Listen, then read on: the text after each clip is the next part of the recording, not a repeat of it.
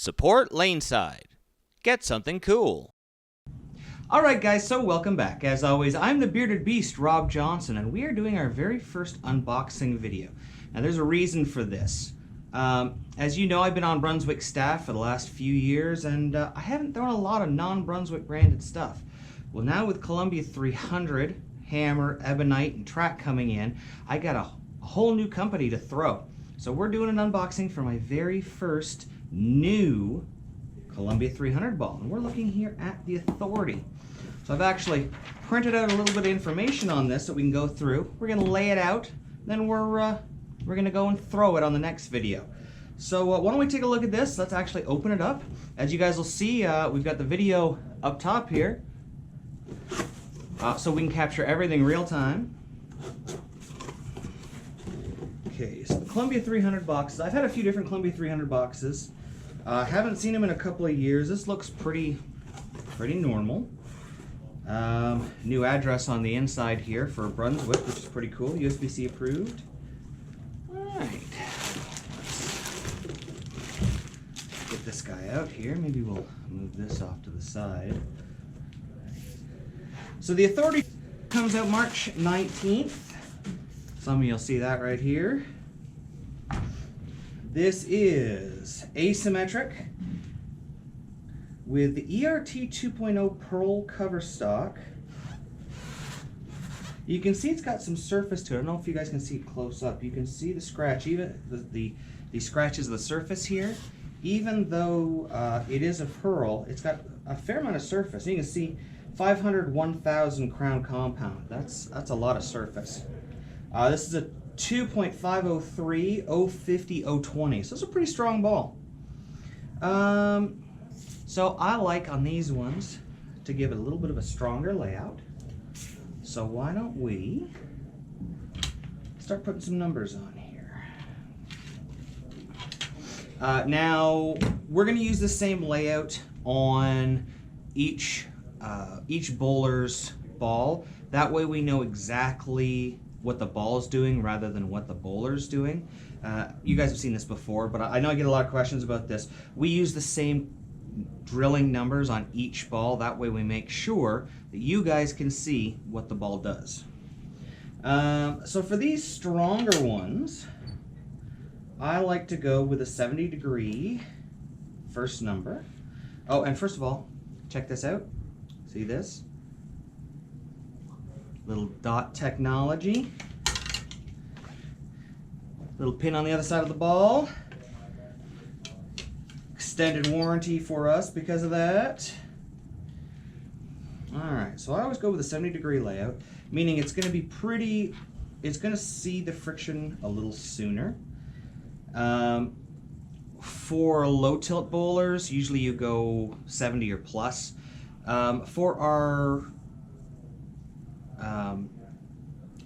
higher tilt player, Mr. Wayne, we also would want to go lower on that side to get it to pick up, 70 to 50. So we find 70 is a good mid-range for everybody. It's also one of the suggested layouts that you see from Radical coming.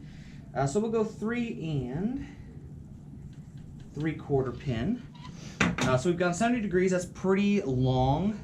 A 3 3/4 pin to pap. That's going to be a fairly strong hooking ball. It's going to be max flare, very strong off the spot. Now, what the shape is going to look like. This is what your valve angle is for. This is the shape we're going to get. We're going with a fairly fast, I say shape, but I mean how fast it transitions. I know what I mean in my head. I know you guys know what I mean in my head. This is the distance here. So we've gone 70 degrees here. This is the distance it's going to go. 3 3/4 inch. This is how much flare we're going to see. So this is max flare. And now we're going to go to what kind of shape. Is it going to labor down lane? Is it going to be a really fast transition when it comes off the spot? We went with 20 degrees. So this ball's going to go fairly long. A lot of flare, so when it sees the friction, it's going to have a lot of new cover. So it's going to make a fairly strong motion. And at 20 degrees, this ball, when it sees the friction, it's going to make a jump left. So now that we've put this on there, I'm just going to finish laying this out for you guys. Boom, because this one's mine.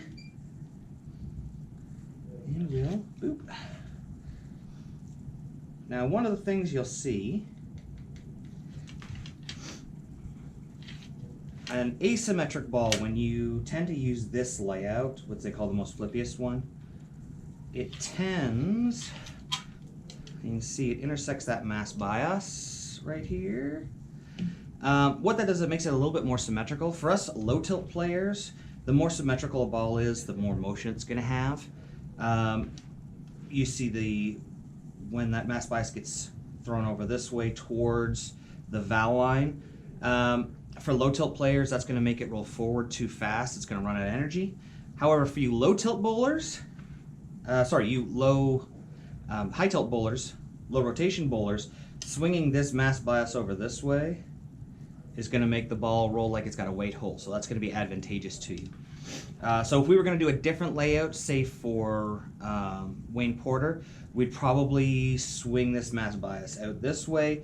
So you're probably looking at a 40, 30 degree, 35 degree angle, just to get it roll a little stronger.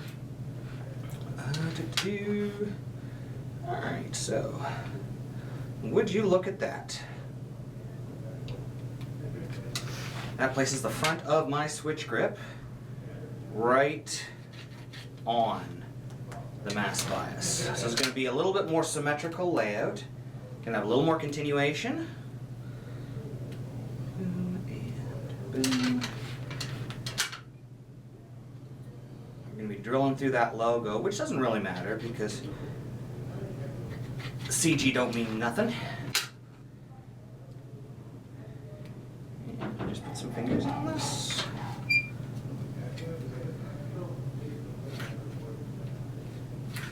Boom, so there we go. We've got our pin up here. Our mass bias is right in the thumb, going 70 by 3 3/4 inches by 20. So the next time you see this is going to be in our full video when we have all 3 bowler styles out there. We'll go over this layout a little bit again, and then we'll talk about what we see. So until next time, we'll see you laneside. Thanks for watching. Don't forget to like and subscribe and turn on notifications so you never miss a show. So until next time, guys, we'll see you laneside.